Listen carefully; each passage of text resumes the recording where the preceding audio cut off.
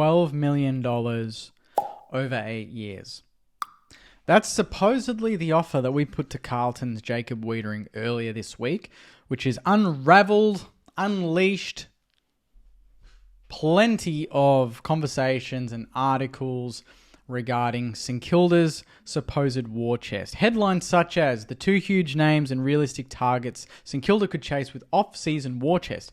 Saints' flawed list has them stuck at the AFL crossroads. A $2 million war chest can drag them out. Revealed, Saints' massive offer to make Weitering one of the richest players in AFL. No shortcuts. Saints to remain grounded in chase for AFL's elite. Rivals staggering $12 million bid for Blue Star.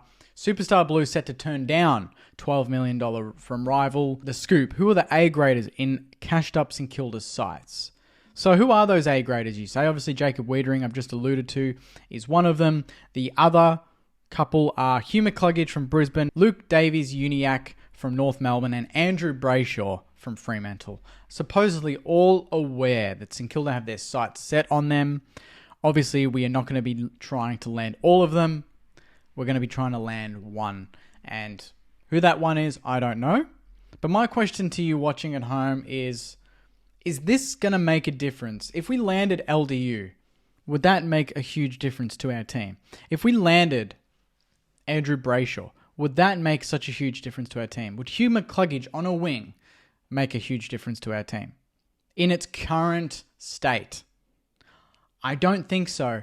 I still want to see more from the current system and lineup this year. Obviously, an LDU in the midfield does help us with clearances. But does it help us going inside 50 and kicking more goals? That's a collective. But obviously, a collective is built on the individuals. And the better the individuals across the board, the better the team, obviously, if they gel. And that's what I would hope would happen. But I just feel like we've gone down this road before with a lot of money and thrown it around. You know, we threw a lot of money at Brad Hill. We thought he was our saviour. Wasn't to be, but he's still a very, very important player for us. But it took a couple of years for us to get over the fact that he was earning so much. We all know about Dan Hanbury, another massive contract there. Absolutely backfired. Massive joke. Never really got on the park. And his best game for St Kilda was his last game in St Kilda colours, which is hilarious and obviously terribly ironic and just classic Saints football there. When I saw the news about Jacob Weitering, I was like, okay, that's interesting. I mean, I'd love him. I'd love to have Jacob Weitering and Cal Wilkie in the same lineup. And obviously, Cordy and Dukes, obviously, clearly we've rotated them and Ross isn't necessarily happy with either. I still think that a Sam Taylor or a Jacob Weitering would be a huge help to us.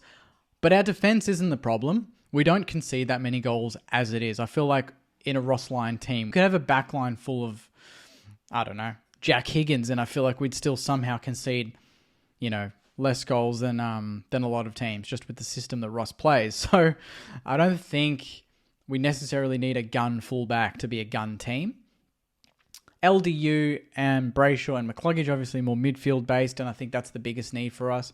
I think that we need to improve our midfield going into next season. I wanted to do it this off-season. We kind of did. We obviously targeted Paddy Dow from Carlton. But again, it's kind of no offense to those types of players, but those are players that have been delisted. They're out of favour. They're out of form. They want to leave. Their club's happy to let them leave. I want to get a player that the club doesn't want that player to leave because they are a good player. They are a very good player. And I want that player to just come to St Kilda because they want to be part of something. I don't want it to just be because we're throwing a bunch of money at them and that's it. Because that doesn't solve anything. Like what I've said, we've done it before and it didn't work. It didn't work.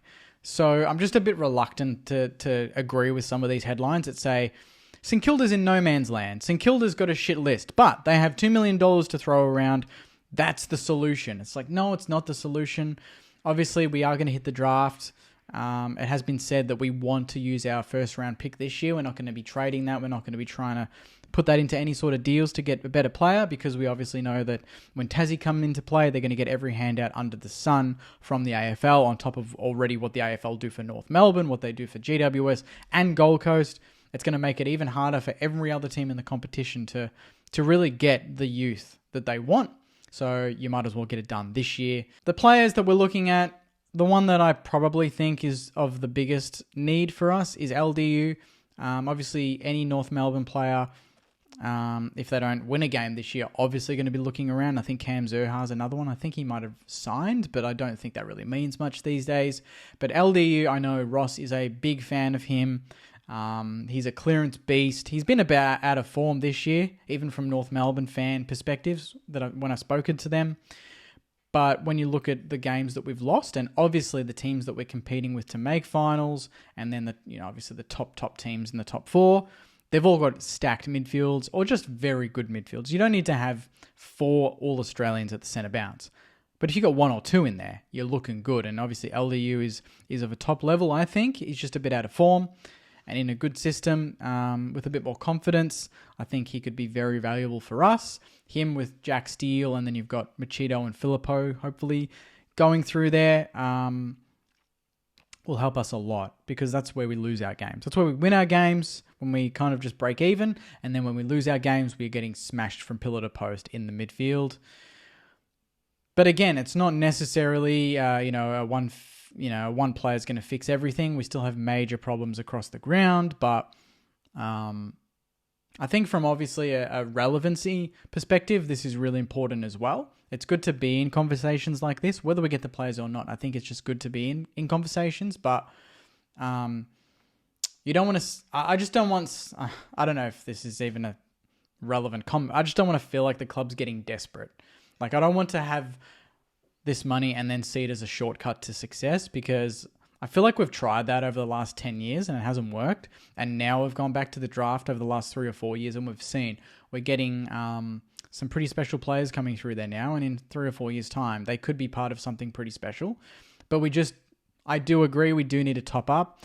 And if you've got the money and there are players that are interested and looking around, that we should be making those calls. So I did put it to Twitter earlier today just to see what you guys were thinking about, in relation to the Jacob Weitering offer. Which player would you offer $1.5 million a year to? If you could, who would you put that money towards?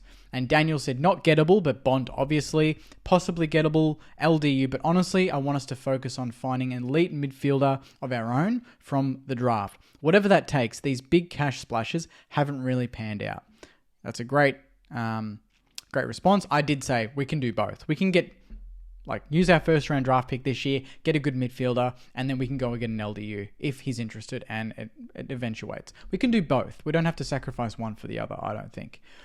Justin says Petrarca, Reed, Goulden. I'd offer Bont $2.5 million a year. That's from Tim. Corey says Rao, Sarong, or Anderson. Steve says Zach Butters, who he thinks might be the next Gary Ablett Jr. It's a massive call. Nick Dacos, Sam Darcy says Geordie, so not really liking our forward stocks. Maybe Sam Darcy and a Max King combo could be good, although I don't think Sam Darcy's going anyway. Goulden, obviously, I think Goulden's just an amazing player. And you look at the kicks inside 50, we desperately need a good kick inside 50. Chad says, for our age profile, needs, and a local boy, I'd throw the kitchen sink at Finn Callahan. Massive upside, fits our needs perfectly, and has a long career ahead of him. Harry says Butters, Sarong, Jeremy Cameron, not happening. Sam Taylor from Stavro. I think Sam Taylor would be great. I would probably take Sam Taylor over Jacob Weitering if I had the two options standing in front of me. Saint Twit FC says, if you're talking any player in the AFL, would have to be Petrarca or Goulden. More realistically, I would like to see us throw 1.3 to McCluggage or Brayshaw. Not sure what would get LDU done, but he is gettable and would probably lead our midfield with Steele, so would be a similar. And that's the thing, is LDU too similar to Steele? I don't know. I need to watch a bit more of him. Toby Green, I agree. Toby Green is a superstar. That would be really, really good. Bond says, it makes me sick seeing some of these replies. Bont, we should have drafted over Billings. Petrarca, we should have drafted over McCartan. Sarong, we gave up one of 3 future draft picks that we used for him in the Acres Hill trade. The other 2 turned out to be Frederick and Dersma. Not bad players. And rounding it out, Bond says also Reed and Goulden. So there's some very, very good players there. I do agree that we do need to hit the draft and we do need to look for possible avenues to A-grade talent, because currently right now you look at a lot of these top teams and then you look at us and you go, how many absolute A-graders do we have? And I'm kind of sick to death of this conversation, but it becomes more relevant. The more you want to win, the more you want to make top 8, make top 4, you cannot do that unless you have some A-grade talent that leads some very, very good troops every week. You can't possibly have 18 to 20 A-graders. That just doesn't happen. Brisbane have got probably 5 to 6. Carlton have probably got 4 to 5. Collingwood's probably got, 4 to 5 again. And then you look at Sydney, they've probably got 3 or 4, but the rest of the team's just in form because they're full of confidence and they trust the system and they've got gun players in certain lines that just take the pressure off everyone else. They don't carry the weight, but they're the icing on the cake, right? We don't really have that many icing on the cake players. Max King supposedly is labelled an icing on the cake player. We also need players ahead the ball in the middle of the ground that are able to break the lines and hit a target inside 50 and have composure, have that X factor that can completely change a game when it looks like it's slipping away. Obviously, Max King is one of them, but in the midfield, who do we have? We probably have no one. Even Rowan Marshall, who's our best, he's probably our best midfield, honestly. Jack Steele is, but overall, Rowe, with the way that he goes about it, his toughness, his consistency, he's our best ruck, best midfielder. He's one of, if not our best player right now. So we need to support that. It's frustrating when you see him just dominating the opposition ruck, but then our mids are getting dominated. That would be so frustrating if you were Rowan Marshall. So if we got an LDU in there, Brayshaw, McCluggage, I think that could really help. And I think McCluggage would be looking to probably break into more of the centre bounce work as well. At Brisbane, he's obviously more of a winger because they're pretty stacked, in the centre of the ground. But for us, I think he could definitely push into the midfield. And then we've got wingers galore that can support him there and maybe rotate with him there. So it's an interesting one. I didn't think after round 9 we would be talking about all of these sort of big fish that we're looking for. But I think it's necessary. I think we're at that point now where, yes, we have collected a lot of really good youth. And Naz, Cheeto, Windy, Filippo, Darcy Wilson, Collard will come on, Ari will come on. Hasty we've seen a little bit of already. So there's players there, Garcia. They've all shown something this year, but we need to continue to top up. So if we're topping up on the youth, great, but we still need to be topping up here. And, over the last 3 or 4 years, we probably haven't done that because we've dedicated to the draft, and I'm glad we did that. But now I think we can try and balance that attention with trying to go for absolute guns. Don't pay overs for an okay player. We've done that before. I don't want that to happen again. But if there's a player out there that can be a difference and is an absolute gun in the peak of their powers and not past it, not 28, 29, because Jacob Weitering, by the time, if we did hypothetically go for him, he's 27, 28 next year. That's a lot of money for someone on an 8-year deal that's going to be 35 by the end of that deal. I don't want anything ridiculous like that. LDU probably, fits the age bracket a little bit more. Brayshaw, McCluggage obviously does. They're all in their sort of mid-20s. So I think it's going to be an interesting next couple of months at the football club, depending on how this season pans out. If we turn it around, then that opens the doors to more players because we'll become a bit more of a destination club. They'll look at us and go, geez, Saints are playing some good football. Right now, if the season continues to pan out the way we've been playing, we're going to have to pay overs for a lot. We're going to have to pay way over to get some of these players because why would they leave their clubs? Especially if you're Andy Brayshaw at Fremantle. They're looking all right, got some good youth, similar boat to us. Why would you leave? LDU, that's probably, foregone conclusion because North are going to finish bottom. But if you want some of these other really good players in good teams, you're going to have to be improving your football on field to kind of make it a little bit more enticing. So I'll wrap it up there saying it's just my thoughts on the recent news.